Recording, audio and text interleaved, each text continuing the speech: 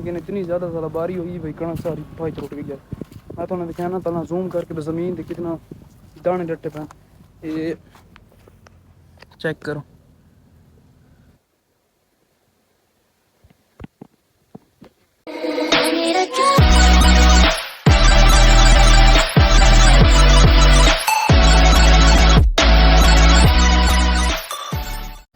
अस्सलाम वालेकुम, की हाल चाल है भाईजान, की हाल है, ठीक हो?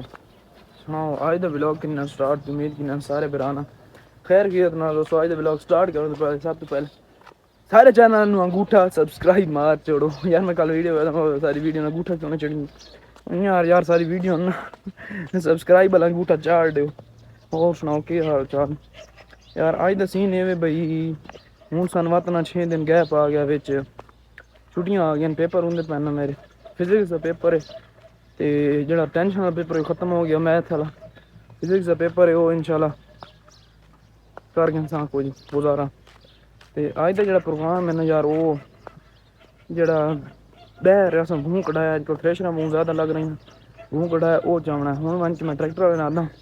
ट्रैक्टर लासी तो कहें मूँह चावण शहर में बिजली यार सारे शहर में बिजली का मसला हूँ ट्रांसफार्मर खराब हो चुका है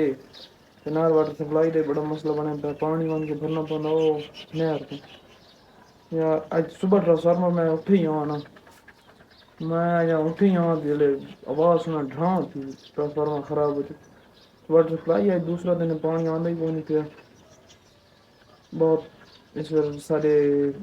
इलाके दे ना डे दे विच ते राती या मैं एक और जा 8:30-9 ताईं ना भूं लहिंदा रहा। मैं थोड़ा वीडियो पहले दसा दसी आई ना भाई मैं वहदा पे भूं जावा उस टाइम 10 प्रोग्राम बन गया 50 गड़ी मैं आप चाहिए लाल लोरी कितनी है ना ट्रैक्टर पे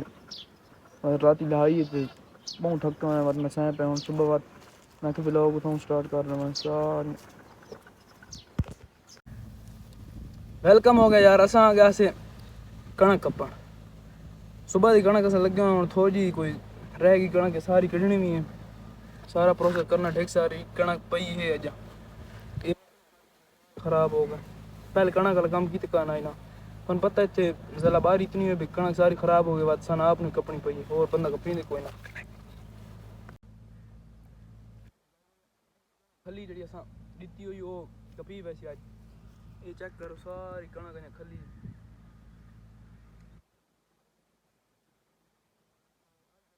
जरूरी कपनी है कणक काप के इकट्ठी करनी क्योंकि थानू पता है मौसम के हालात खराब हो कणक सारी खराब हो वैसी सिन्नी हो गई था तो गर्मी बहुत ज़्यादा है कम करने ज़रूरी है क्योंकि थानू पता है भाई जी कणक है इतनी ज़्यादा बारी हुई भाई कणक सारी भाई टूट गई है। मैं तो दिखाना पहला जूम करके ज़मीन पे कितना दाने डटे पे ये चेक करो।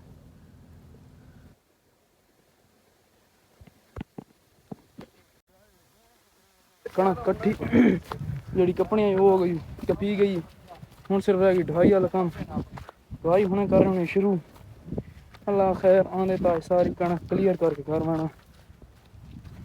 फिजिक्स का पेपर है चलो कर गए राय दे रहा बाकी हैं हूँ मैं नाम मसूद होता सारे दिन भाई कणक काप गई वो मैं वेदा था भाई क्यों मेरा नाम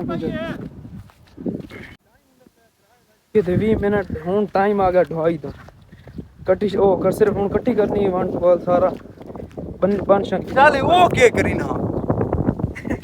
यार मेरे जो चोर वाला पे बहुत ज़्यादा गलती कटने लग गया मेरी ये यार छोटा सारा मेरा कैमरा मैन लेकिन गल्लां बड़ियां बड़ियां करिंदा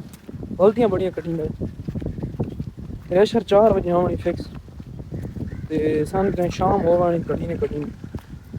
ठीक है बाद मिलते हैं खाने कोई वेदे पे सूरत हाल की मौसम बड़ा प्यारा हो गया हवा शवा चलती पई हाँ यार वत पिछा मैंने अपना गाड़ी शह भूल गया से चावण वहदे पे हाँ ते असां पहले कणक कटावनी आई वैपर दोते ते सारे इलाके कपावनी आई यार वत गलती कर चलो कपावनी आई वैपर दोते ते सारे इलाके इतनी ज़्यादा बारी हुई है भाई सारी कणक ने ढह हो गई है केर शिर गई यार नहीं वो बोल चुप कर ते थोड़ा मैं वो वीडियो दिखाई दाने सारे जमीन गिर गए ਤੇ ਹੁਣ ਕੱਪਣੀ ਤਾਂ ਆਪ ਕੋ ਨਹੀਂ, ਲੇਕਿन मजबूरी आई ਹੁਣ ਆਪ ਕੱਪਣੀ ਪਈ। ਹਾਂ